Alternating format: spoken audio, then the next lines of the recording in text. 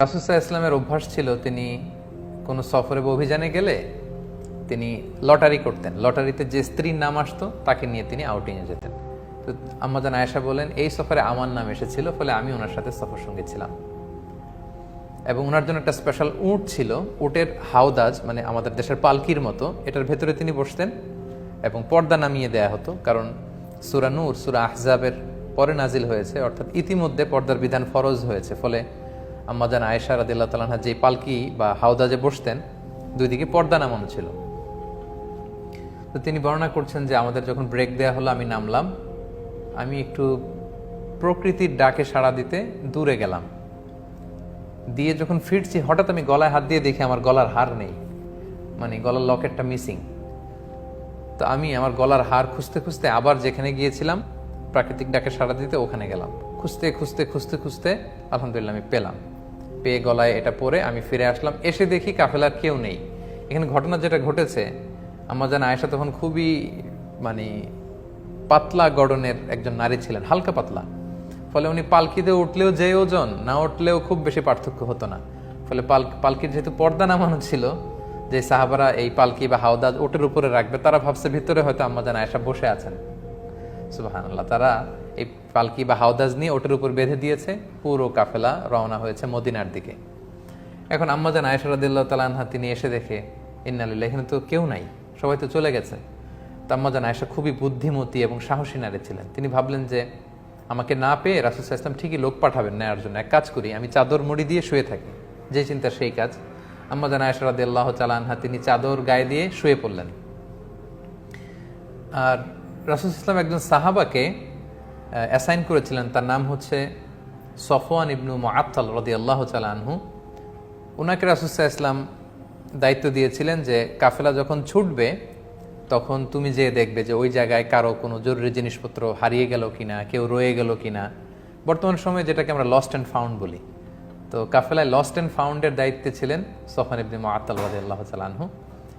তো তিনি দায়িত্ব পালনের জন্য সবাই যখন চলে গেল, ঘুরে ঘুরে দেখছেন কিছু পড়ে রইল কিনা, কারো কিছু মিসিং কিনা। হঠাৎ তিনি মরুভূমির মাঝে দেখেন যে কালো কাপড়ে জড়ানো শুয়ে থাকা এক নারী। কাছে আসলেন, ফজরের সময় হয়ে গিয়েছে। আম্মাজান আয়েশা তিনি ওঠার পরেই আম্মাজান আয়েশা রাদিয়াল্লাহু তাআলা আনহার চেহারা দেখে চিনে ফেললেন, কারণ পর্দার আয়াত নাজিল হওয়ার আগে আম্মাজান আয়েশা রাদিয়াল্লাহু তাআলা আনহার চেহারা তিনি দেখেছিলেন একবার। এই মরুপ্রান্তরে আম্মাজান আয়েশাকে একা পড়ে থাকতে দেখে তিনি ইন্না লিল্লাহি ওয়া ইন্না ইলাইহি রাজিউন, ইন্না লিল্লাহি ওয়া ইন্না ইলাইহি রাজিউন এরকম আওয়াজ করে পড়তে লাগলেন। আম্মাজান আয়েশাও তিনি চেহারা ঢেকে ফেললেন।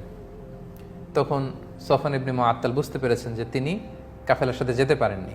তিনি ইন্না লিল্লাহ ছাড়া আর কিছুই পড়েননি, তাদের মধ্যে কোনো কনভারসেশন হয়নি। সফওয়ান ইবনে মুআত্তাল রাদিয়াল্লাহু তাআলা আনহু ওনার নিজের উটটাকে আম্মাজান আয়েশার সামনে বসালেন। আম্মাজান আয়েশা উটে বসলেন। আম্মাজান আয়েশা রাদিয়াল্লাহু তাআলা আনহা উটের উপরে বসা, আর সফওয়ান ইবনে মুআত্তাল রাদিয়াল্লাহু তাআলা আনহু নিজে উটের রশি ধরে টানতে টানতে মদিনায় পৌঁছলেন।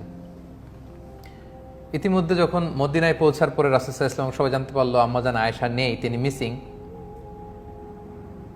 তখন মুনাফিক সর্দার আব্দুল্লাহ ইবনে উবাই ইবনে সালুল, এই দুষ্ট লোকটা, সে এই স্ল্যান্ডারিং শুরু করলো, রুমর ছড়াতে লাগলো। সে বলল, দেখো তিনি তোমাদের কাছে নবী সেজে বসে আছেন, আর তার স্ত্রী আয়েশা সেই সফওয়ানের সাথে নিশ্চয়ই পরকীয়ার সম্পর্ক ছিল, ফলে তারা মরুভূমিতে রাত কাটিয়েছে, তারা সেখানে ফষ্টি নষ্টি করেছে, অপকর্ম করেছে, নাউযুবিল্লাহ ওয়াল ইয়াযু বিল্লাহ। এটা ছড়াতে লাগলো এবং এই কথা এক কান দুই কান করতে করতে পুরো মদিনায় ছড়ায় গেল। আম্মাজান আয়েশা পৌঁছলেন, তিনি কিন্তু এই কথা কিছুই জানলেন না। আম্মাজান আয়েশা রাদিয়াল্লাহু তাআলা আনহা তিনি মদিনায় পৌঁছার পরই প্রচণ্ড জ্বরে আক্রান্ত হলেন, প্রচণ্ড জ্বর। আর ওই দিক দিয়ে পুরো মদিনায় এই মুনাফিক এই কথা ছড়াতে লাগলো যে আয়েশা রাত কাটিয়েছে সফওয়ানের সাথে, তাদের মধ্যে সম্পর্ক আছে। দুঃখজনক হলেও সত্য, এই মুনাফিকদের সাথে পড়ে কয়েকজন মুমিন, যেমন রাসূল সাল্লাল্লাহু আলাইহি ওয়াসাল্লামের সভাকবি হাসান বিন সাবিত রাদিয়াল্লাহু তাআলা আনহু, তারপর আবু বকর রাদিয়াল্লাহু তাআলা আনহুর একজন আত্মীয়, তার নাম হচ্ছে মিস্তা ইবনে উসাসা রাদিয়াল্লাহু তাআলা আনহু, এবং রাসূল সাল্লাল্লাহু আলাইহি ওয়াসাল্লামের শালিকা হামনা বিনতে জাহাশ, এই জাতীয় কয়েকজন লোকও এই রুমর, এই গুজবে কান দিয়ে তারা এটাতে ছড়িয়ে পড়লো, জড়ায় পড়লো, তারাও এটা ছড়াতে লাগলো। পুরো মদিনা সমাজের ভেতরে মানে একটা গুরুগম্ভীর অবস্থা। সবার মধ্যে শুধু কানাঘুষা কানাঘুষা কানাঘুষা। তো মজার ব্যাপার, আম্মাজান আয়েশা রাদিয়াল্লাহু তাআলা এগুলো কিছুই জানতেন না। তিনি আল্লাহওয়ালা নারী, বাসায় এসে জ্বরে আক্রান্ত, চিকিৎসা নিচ্ছেন, আল্লাহর কাছে দোয়া করতেছেন, তিনি এগুলো কিছুই জানেন না। কিন্তু আম্মাজান আয়েশা এটা টের পেলেন যে রাসূল সাল্লাল্লাহু আলাইহি ওয়াসাল্লাম আগে যে ভালোবাসা দেখাতেন, এই ভালোবাসার এখন দেখান না। শুধু ঘরে আসলে সালাম দেন, কেমন আছো জিজ্ঞেস করেন, এতটুকুই। তিনি একদিন বললেন, ইয়া রাসূলুল্লাহ, আমি অসুস্থ, আমি আমার বাপের বাড়িতে যাব। রাসূল বললেন, যাও। তিনি গেলেন, তখনও জানেন না। বাপের বাড়িতে একদিন নারীদের সাথে করে তিনি মরুভূমিতে প্রাকৃতিক ডাকে সাড়া দিতে যাবেন, তখন একজন তাকে বলল যে আয়েশা, তোমার নামে তো মদিনার সোসাইটিতে এই কথা ছড়াচ্ছে। ওই প্রথম আম্মাজান আয়েশা রাদিয়াল্লাহু তাআলা আনহা শুনে তিনি আকাশ থেকে যেন পড়লেন। তিনি যতটুকু অসুস্থ ছিলেন এটা শুনে মানসিকভাবে আরও অসুস্থ হয়ে পড়লেন। তিনি বলেন যে কাঁদতে কাঁদতে যেন আমার চোখের পানি শেষ হয়ে গেল, যে আমাকে নিয়ে সমাজে এত বাজে কথা হচ্ছে। ঘরে ফিরে আসলেন, আর রাসূল সাল্লাল্লাহু আলাইহি ওয়াসাল্লাম খুব বিব্রতকর পরিস্থিতিতে পড়লেন, কারণ ওনার স্ত্রী, উনি একজন নবী, নবীর স্ত্রীর ব্যাপারে, আমাদের আম্মাজান আয়েশা রাদিয়াল্লাহু তাআলা আনহার ব্যাপারে এমন কথা ছড়াচ্ছে, আর আল্লাহ তাআলাও কিছু জানাচ্ছেন না।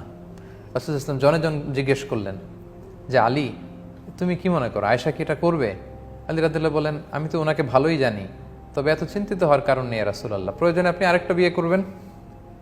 আয়েশা রাদিয়াল্লাহু তাআলা আনহার দাসীকে জিজ্ঞেস করলেন, তুমি আয়েশাকে কেমন দেখেছো, সে কি এই কাজ করবে? সে বলল, আয়েশাকে তো আমি ভালো ছাড়া কোনো খারাপ জিনিস দেখিনি রাসূলুল্লাহ তার মধ্যে, তবে মাঝে মাঝে আটার খামির বানাতে দিলে দেখতাম যে আয়েশা ঘুমিয়ে পড়েছে, বিড়ালে সে খামির খেয়ে ফেলেছে, এতটুকু দোষই আমি পাই, এর চেয়ে কোনো দোষ তো পাই না। তো রাসূল সাল্লাল্লাহু আলাইহি ওয়াসাল্লাম আয়েশা রাদিয়াল্লাহু তাআলা আনহার ব্যাপারে কোনো বাজে নেগেটিভ রিভিউ তিনি পেলেন না।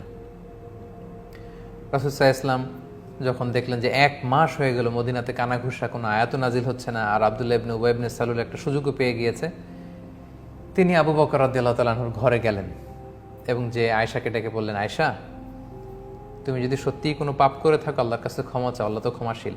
আম্মাজান আয়েশা এই কথা শুনে আরও কষ্ট পেলেন। তিনি রাসূল সাল্লাল্লাহু আলাইহি ওয়াসাল্লামের প্রশ্নের উত্তর দিলেন না, বললেন, বাবা আপনি উত্তর দিন আমার পক্ষ থেকে। মাকে বললেন যে মা আপনি বলেন। তারা বলল যে আমরা কি বলবো রাসূল সাল্লাল্লাহু আলাইহি ওয়াসাল্লামকে। তখন আম্মাজান আয়েশা বলেন যে আমি যে পুত পবিত্রা নারী, আমি যে কোনো পাপ কাজ করিনি, এটা পৃথিবীর কেউ না জানলেও আমার আল্লাহ জানে, আল্লাহ তাআলা নিশ্চয়ই আমার পবিত্রতা ঘোষণা করবেন। কিছুক্ষণ পর রাসূল সাল্লাল্লাহু আলাইহি ওয়াসাল্লাম একটু গম্ভীর হয়ে বসেছিলেন, হঠাৎ তিনি চোখ খুলে খুব খুশ মেজাজ নিয়ে বলতে লাগলেন, আয়েশা আল্লাহ শুকরিয়া করো, আল্লাহ তাআলা তোমার পবিত্রতা বর্ণনা করে আয়াত নাজিল করেছেন। তখন আয়েশা রাদিয়াল্লাহু তাআলা আনহার মা বললেন, আয়েশা তুমি বিশ্বনবীর কাছে যাও, থ্যাঙ্কস জানাও, শুকরিয়া করো, কারণ আল্লাহ তাআলা তোমার পবিত্রতা বর্ণনা করেছেন, তুমি যে নিষ্পাপ এটা আল্লাহ কোরআনের আয়াত দিয়ে জানিয়ে দিয়েছেন। আম্মাজান আয়েশা বললেন, আমি রাসূল সাল্লাল্লাহু আলাইহি ওয়াসাল্লামের প্রশংসা কেন করব, তিনি তো আমাকে বিশ্বাস করেননি, বা তিনি তো আমার পবিত্রতা ঘোষণা করেননি। আমার পবিত্রতা যিনি ঘোষণা করেছেন যে সত্তা মহান আল্লাহ রাব্বুল ইজ্জা, আমি তার প্রশংসা করছি, আল্লাহু আকবার। রাসূল সাল্লাল্লাহু আলাইহি ওয়াসাল্লাম তখন এই আয়াত মসজিদে নববীতে গিয়ে সবাইকে জানিয়ে দিলেন এবং বললেন, যারা এই পাপ কাজের সাথে জড়িত তাদেরকে আশীর্বাদ দাও, কারণ আমার আয়েশা পবিত্রা, নিষ্কলুষ, তার চরিত্রে কোনো কালিমা লেপন করার সুযোগ নেই। আল্লাহ তাআলা আরশের উপর থেকে আয়াত নাজিল করে আম্মাজান আয়েশা রাদিয়াল্লাহু তাআলা আনহার পবিত্রতা ঘোষণা করেছেন। তো যেহেতু যারা যারা জড়িয়ে পড়েছিল তাদেরকে আশীর্বাদ দেয়া হলো। সম্মানিত সুধী, এই ছিল পুরো ঘটনা। এই ঘটনাটাকে আল্লাহ তাআলা সূরাতুন নূরের 11 নম্বর আয়াত থেকে 26 নম্বর আয়াত পর্যন্ত তিনি বলেছেন। আমরা এটা কন্টিনিউ করব এবং এই ঘটনাটার প্রসঙ্গে যে আয়াতগুলো এসেছে এগুলো বলে আজকের লাইট আপন লাইট সিরিজের প্রথম পর্ব আমরা শেষ করবো ইনশাআল্লাহ। সম্মানিত শুধু আপনারা পুরো ঘটনাটা জানলেন, এবার দেখি যে এই ঘটনাটাকে আল্লাহ কিভাবে উপস্থাপন করেছেন এবং আম্মাজান আয়েশা রাদিয়াল্লাহু তাআলা আনহাকে অপবাদ দেওয়াটা যে আল্লাহর কাছে কত বড় ছিল, আল্লাহ তাআলা যে কত নাখোশ হয়েছেন এবং মদিনাতে সাহাবারা কেন এটা নিয়ে কানাঘুষা করলো, কেন আম্মাজান আয়েশার পক্ষ নিল না, কেন আম্মাজান আয়েশাকে ডিফেন্ড করলো না, এ ব্যাপারে আল্লাহ তাআলা অনেক ধমক দিয়েছেন, আয়াতগুলোতে হুঁশিয়ারি দিয়েছেন, ওয়ার্নিং দিয়েছেন এবং সাহাবাদেরকে ভর্ৎসনা করে আমাদেরকে এই মেসেজটাই আল্লাহ তাআলা দিতে চেয়েছেন যে কারোর ব্যাপারে কিছু শুনেই ওই রুমর তোমরা গুজবে কান দিবে না, আগে সত্যতা যাচাই করে নিবে। আর কারো ব্যাপারে কোনো একটা পাপের কথা, মন্দ কথা শুনলে আমাদের কেন এত ইন্টারেস্ট থাকবে, যে ব্যাপারে আমার কোনো, ইটস নট মাই বিজনেস, এখানে আমার কোনো সম্পৃক্ততা নেই।